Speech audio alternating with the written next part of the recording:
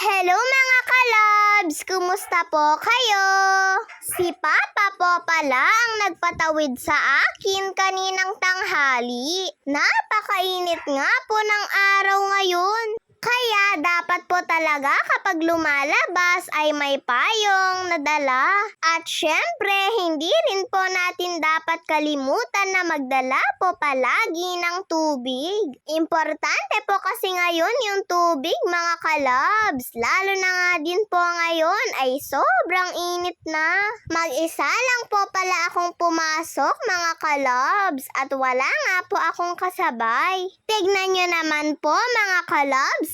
Kahit sobrang layo ko na po ay nagvi-video pa rin po si Papa. Yun nga po yung sinasabi ni Papa na hindi daw po siya kaagad pumapasok sa bahay kapag hindi pa daw po ako nakakalayo. At kaninang hapon nga po mga kalabs ay nagpunta po si Papa at Mama sa Tuguegarao. May pinuntahan po kasi sila at eto nga nagpabili po si Kuya ng white t-shirt tapos black pants niya.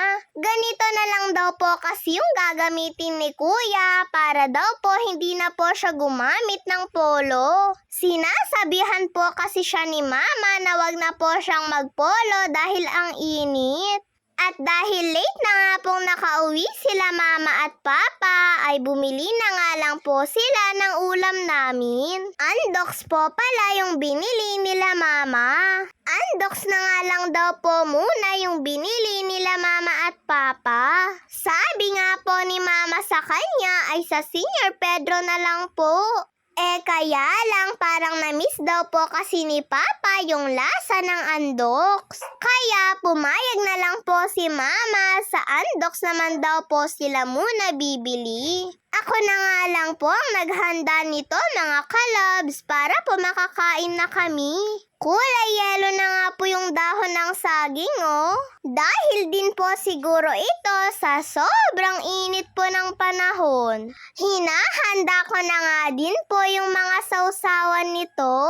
Mang Tomas po pala yung sausawan nito mga kalabs. Meron nga pong maanghang at saka po hindi maanghang. Pero syempre dito po tayo sa hindi maanghang. Ayaw ko po kasi ng maanghang mga kalabs. Magkaiba nga po ng sausawan yung Senior Pedro at saka po yung andoks. Pero kung ako nga po yung tatanungin ay mas gusto ko nga po yung sausawan ng Senior Pedro kaysa po sa andoks. Toyo mansi po kasi yun at mahilig po ako sa ganong sausawan.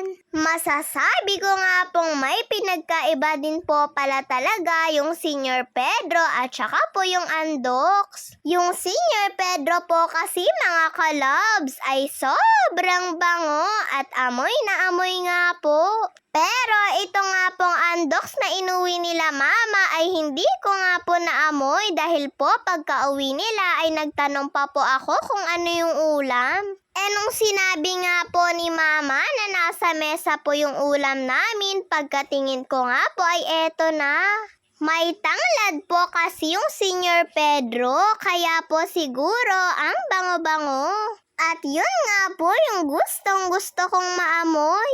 Ayan na nga at nung nakapaghanda na rin po ako ay kumain na rin po kami. Gumamit nga po muna ako ng kutsara mga kalabs dahil sobrang init po nitong kanin namin. Bagong luto lang po kasi ito Habang naghahanda po pala ako ng ulam kanina ay kaka-off nga lang po ni Kuya yung kalan. At eto nga pong kanin ang nakasaing. Kaya sobrang init nga po mga kalabs. At hindi ko nga din po masyadong mahawakan yung kanin. Sabi nga po ni Mama, dapat daw po kasi ay pinalamig ko po muna yung kanin ko para dire-diretso na daw po yung subo. Pero sabi ko nga po kay Mama ay okay lang at hihipan ko na nga lang po. Yun nga lang po ay medyo matagal yung pagsubo.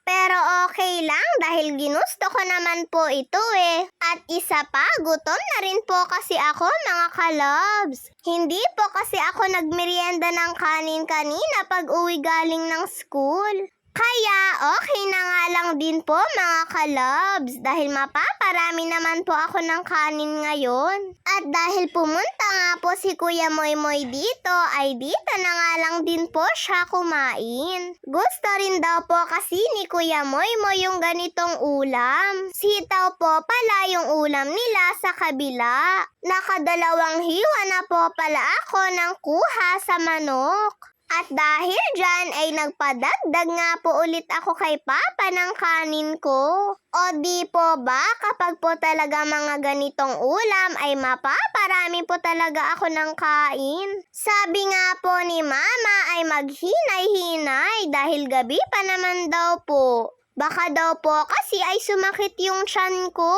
Si Papa nga po ay okay na lang din po sa kanya na mag-ulam ng karne ng manok. Hindi naman na daw po kasi siya siguro papantalin dahil sobrang init naman na daw po ng panahon. Kaya bahala na nga lang daw po mga kalabs. God bless to all mga kalabs. Bye-bye po!